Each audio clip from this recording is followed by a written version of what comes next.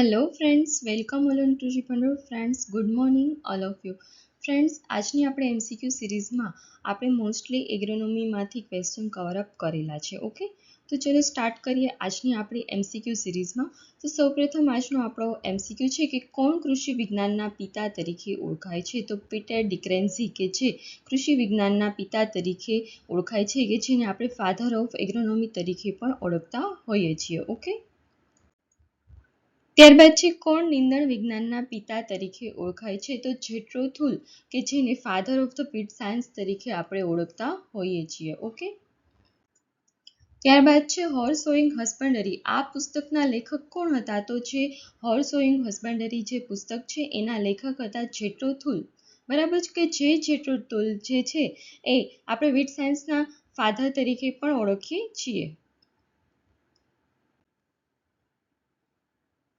ત્યારબાદ છે વૈજ્ઞાનિક પદ્ધતિથી ખેતીની શરૂઆત કોણે કરી હતી? તો જસ્ટસ વોન લેબિંગ, કે જેને સૌપ્રથમ વખત વૈજ્ઞાનિક પદ્ધતિથી ખેતીની શરૂઆત કરેલી હતી. ઓકે, ત્યારબાદ છે લીફ એરિયા ઇન્ડેક્સનો સિદ્ધાંત કોણે આપ્યો હતો? તો લીફ એરિયા ઇન્ડેક્સ છે કે જેનો સિદ્ધાંત આપણને વોટસને આપેલો હતો. બરાબર છે, કે જે 1948માં વોટસને સૌપ્રથમ વખત લીફ એરિયા ઇન્ડેક્સનો સિદ્ધાંત આપેલો હતો. બરાબર છે, તો આપણને ક્વેશ્ચન એ થાય કે લીફ એરિયા ઇન્ડેક્સ શું છે? તો કે total leaf area divide by ground leaf area. Or બરાબર છે, એને જે મીટર સ્ક્વેરમાં આપણે કેલ્ક્યુલેટ કરતા હોઈએ છીએ. એક સેકન્ડ, હું તમને લખી જ આપું. Total leaf area. Okay, total leaf area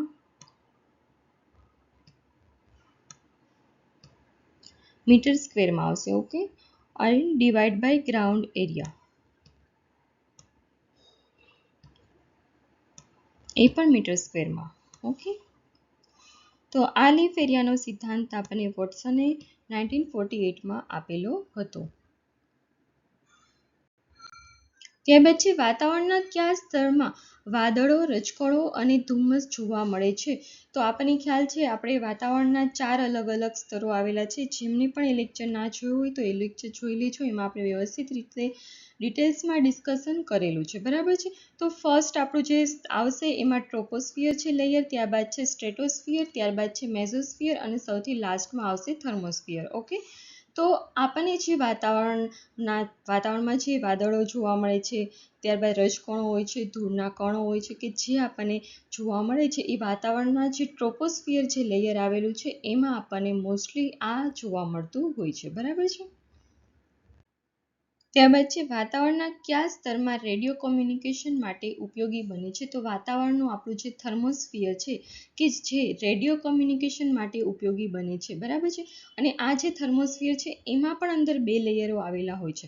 તો એમાં જે નીચેનું લેયર હોય છે એ આઇનોસ્ફિયર તરીકે આપણે ઓળખીએ છીએ, અને બહારનું જે ઉપર દેહનું જે આઇનોસ્ફિયર નીચેનું લેયર છે. બરાબર છે, અને એનું ઉપરનું જે લેયર હોય છે એને આપણે એક્ઝોસ્ફિયર તરીકે ઓળખતા હોઈએ છીએ. બરાબર છે, તો આ જે આઇનોસ્ફિયર આવેલું છે કે જે થર્મોસ્ફિયર લેયર છે એની અંદર જ આવેલું છે. ઓકે, તો એ જે આપણું આઇનોસ્ફિયર છે એમાં રેડિયો કોમ્યુનિકેશન માટે જે ઉપયોગી વેવ્સ હોય છે એ આપણને ત્યાં જોવા મળતા હોય છે. બરાબર છે, એટલે રેડિયો કોમ્યુનિકેશન માટે આપણા માટે ઉપયોગી જે લેયર છે એટમોસ્ફિયરનું એ છે થર્મોસ્ફિયર. બરાબર છે, તો આપણે ફર્સ્ટ વાત કરીએ આગળના ક્વેશ્ચનમાં જ ટ્રોપોસ્ફિયર વિશે. તો ટ્રોપોસ્ફિયરમાં શું છે? તો કે જે હવામાનના જે રજકણો હોય છે, વાદળો હોય છે, ધુમ્મસ હોય છે, એ બધું આપણને જે જોવા મળતું હોય છે એ ટ્રોપોસ્ફિયર લેયરમાં જોવા મળતું હોય છે. બરાબર છે, જો સ્ટ્રેટોસ્ફિયરની વાત કરવામાં આવે તો ઓઝોન માટેનું જે લેયર છે એને આપણે સ્ટ્રેટોસ્ફિયર તરીકે ઓળખીએ છીએ. બરાબર છે, અને ત્યારબાદ છે મેઝોસ્ફિયર, કે મેઝોસ્ફિયર જે લેયર છે એને આપણે સૌથી કુલેસ્ટ લેયર તરીકે ઓળખીએ છીએ. સૌથી ઠંડુ લેયર જો હોય તો એ છે મેઝોસ્ફિયર. ઓકે, ત્યારબાદ છે દર 10 દિવસથી વધારે હવામાનની આગાહી આપવામાં આવે તો તેમને આપણે શું કહેવામાં આવે છે? તો જો 10 દિવસથી વધારે આપણે વેધર ફોરકાસ્ટિંગ કરીએ તો એને આપણે લોંગ રેન્જ કહીએ છીએ. બરાબર છે, એટલે કે લાંબા સમયની આગાહી કરીએ છીએ. 10 દિવસ છે એટલા માટે. પણ તો જો 2 દિવસ સુધીની હોય, 1 થી 2 દિવસ, તો એ છે ટૂંકા સમયની, અને જો 2 થી 8 દિવસ સુધીની હોય તો આપણે એને મીડિયમ રેન્જ તરીકે પણ ઓળખતા હોઈએ છીએ. પરંતુ અહીં આપણે 10 દિવસથી વધારે સમયગાળાની વાત કરવામાં આવેલી છે તો લોંગ રેન્જ એટલે કે લાંબા સમયની જે આગાહી છે એની વાત થયેલી છે. ઓકે, ત્યારબાદ છે national centre for medium range weather forecasting ક્યાં આવેલું છે? તો મીડિયમ રેન્જ માટેનું જે વેધર ફોરકાસ્ટિંગ છે કે જે હવામાનની આગાહી કરે છે મીડિયમ રેન્જની, મધ્યમ ગાળાની, તો એ નવી દિલ્હી ખાતે આવેલું છે.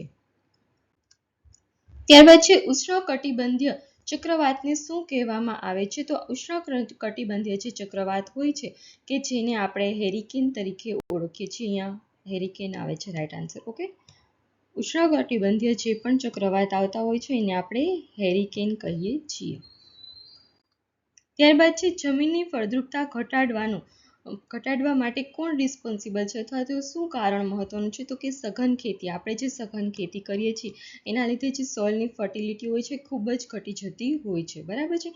અને પ્રાકૃતિક ખેતીની જો આપણે વાત કરીએ તો આપણને ખ્યાલ છે પ્રાકૃતિક ખેતીથી તો જમીનની ફળદ્રુપતા હોય છે ઇન્ક્રીઝ થતી હોય છે, પરંતુ સઘન ખેતીથી એની જે ફળદ્રુપતા હોય છે એ ઘટી જતી હોય છે. ત્યારબાદ છે મકાઈના પાકમાં પાણીની ખેંચનો નિર્ણાયક તબક્કો કયો હોય છે? એટલે કે મકાઈના પાકમાં પાણીની ખેંચનો જે નિર્ણાયક એટલે કે આપણે ક્રિટિકલ સ્ટેજ, તો મકાઈના પાકમાં જો ક્રિટિકલ સ્ટેજની વાત કરવામાં આવે તો ટેસેલિંગનો જે સ્ટેજ હોય છે કે જે ક્રિટિકલ સ્ટેજ હોય છે. ઓકે, ત્યારબાદ છે ચણાના પાકમાં પાણીની ખેંચનો નિર્ણાયક તબક્કો. અહીં ફરી નિર્ણાયક તબક્કો એટલે ક્રિટિકલ સ્ટેજ. ઓકે, તો ચણાના પાકની જો વાત કરવામાં આવે તો એ છે પ્રી ફ્લાવરિંગ સ્ટેજ, બરાબર, કે જ્યાં પાણીની ખૂબ જ જરૂરિયાત હોય છે, તો એ સમયે આપણે પિયત વ્યવસ્થા આપવી જોઈએ. પિયત આપવું ખૂબ જ જરૂરી હોતું હોય છે. ત્યારબાદ છે તુવેરના પાકમાં પાણીની ખેંચનો નિર્ણાયક તબક્કો કયો છે? તો જો તુવેરનું પાક હોય છે તો એમાં પોડ ફોર્મેશન છે કે જે ઇમ્પોર્ટન્ટ સ્ટેજ છે. ત્યારબાદ છે વાતાવરણનું કયું સ્તર સૌથી ઠંડુ સ્તર છે? તો સૌથી ઠંડુ છે મેં તમને હમણાં જ જણાવ્યું કે મેસોસ્ફિયર કે જે સૌથી ઠંડુ સ્તર છે. ઓકે, તો ફ્રેન્ડ્સ આજની આપણે એમસીક્યુ સિરીઝ છે અહીં ખતમ થાય છે. ફરી આપણે મળીશું નવા એમસીક્યુઝમાં. ત્યાં સુધી તમે આપણી ચેનલ કૃષિ ભંડોળને લાઇક કરો, શેર કરો અને સબસ્ક્રાઈબ કરો. Okay, thank you.